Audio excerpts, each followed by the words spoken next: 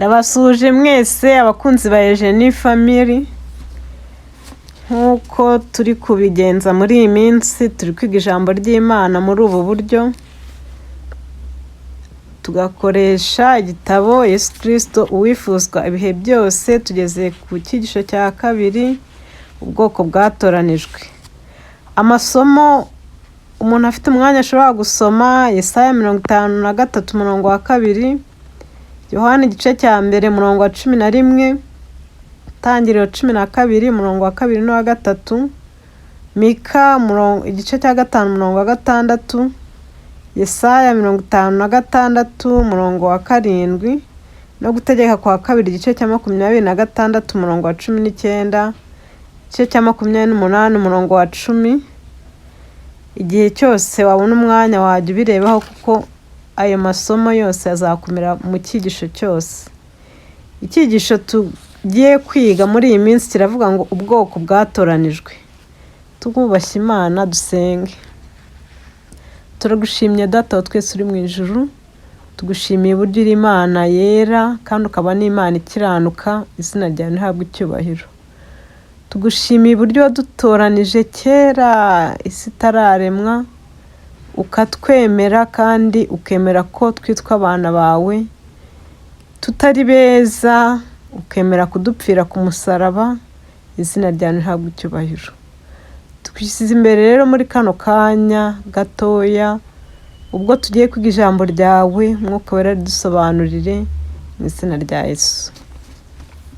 Ubwoko bwatoranijwe.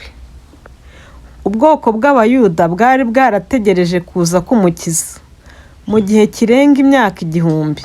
Ibyiringiro byabo byose bari barabishimangiye kuri icyo gikorwa. Izina ry'uwo Mukiza bari bararishyize mu ndirimbo zabo no mu buhanuzi bwabo, mu migenzo yabo yakorwaga mu rusengero ndetse no mu masengesho bagiraga mu ngo. Nyamara igihe yabiyerekaga ntabwo bigeze bamumenya. Ukundwa n'ijuru yabereye ubwoko bw'Abayuda nk'ikigejigeji, nk'igishyitsi cyumburirwa mu butaka bwumye. Ntiyari afite ishusho nziza cyangwa igikundiro, kandi ubwo twamubonaga ntiyari afite ubwiza bwatuma tumwifuza. Yaje mube, ariko abe ntibamumenya. Nyamara Imana yari yaratoranije Isirayeli. Yari yarabashinze kumenyekanisha amategeko yayo mu bantu, kimwe n'ibimenyetso by'ubuhanuzi bwavugaga iby'Umukiza. Imana yashakaga kubagira isoko y'agakiza ku batuye isi. Icyo Aburahamu yari mu gihugu cy'ubusuhuke bwe, icyo Yosefu yari mu gihugu cya Egiputa, icyo Daniyeli yabaye ari i Babuloni, n'icyo Abaheburayo bari bakwiriye kuba mu mahanga yarabakikije. Icyo bari bategerejweho kwari ukumenyekanisha Imana mu bantu. Kumenyekanisha Imana mu bantu nicyo cyonyine bari bategerejweho. Ariko se barayimenyekanishije koko nk'uko bikwiriye? Ese twebwe tuyimenyekanisha nk'uko bikwiriye? Ntaho dutaniye n'Abisirayeli ubundi. Ubwo Uwiteka yahamagaraga Aburahamu, yamubwiye amagambo ngo nzaguha umugisha kandi uzaba umugisha, kandi muri wowe nimwe imiryango yose yo mu isi izaherwa umugisha. Inyigisho nk'izo zongeye kwibutswa n'abahanuzi, ndetse ni na nyuma y'uko Isirayeli iyogozwa n'intambara mu bunyagiri. Isezerano bongeye kurihabwa ngo abarokotse ba Yakobo bazaba mu maboko menshi, bababere nk'ikime kivuye ku Uwiteka, cyangwa nk'imvura y'urujojo igwa mu byatsi, bitagombaga kurindira umuntu no gutegereza abantu. Uwiteka yavugiye mu kanwa ka Yesaya ku byerekeye iby'urusengero rw'i Yerusalemu agira ati, inzu yanjye izitwa inzu yo gusengerwamo n'amahanga yose. Nyamara Abisirayeli bashingiraga ibyiringiro byabo ku bikomeye byo mu isi. Kuva igihe binjiriye mu gihugu cy'i Kanani bataye amategeko y'Imana, bikurikirira inzira z'abanyamahanga, Imana yaboherereje imiburo ikoresheje abahanuzi bayo, ariko biba iby'ubusa. Uko abanyamahanga babababaje babarenganya, ntacyo byabamariye. buri gerageza ryose ry'ubugorozi ryakurikirwaga n'ubuhakanyi bukomeye cyangwa bukabije.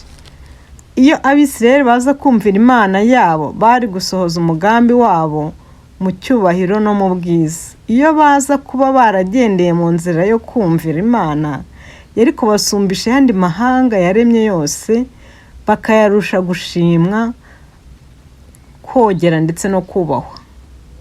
Mose yarababwiye ati, amahanga yari kumva amategeko yawe yose yari kuvuga ngo, ni ukuri iri ni ishyanga rikomeye, ni ubwoko bw'ubwenge n'ubuhanga. Ukutumvira kwabo ntikwatumye umugambi w'Imana ugerwaho, banyuze mu mibabaro no mu gucishwa bugufi k'urudaca.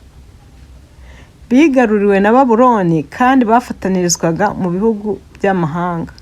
Imibabaro itera bamwe kongera kuvugurura amasezerano bagiranye n'Imana.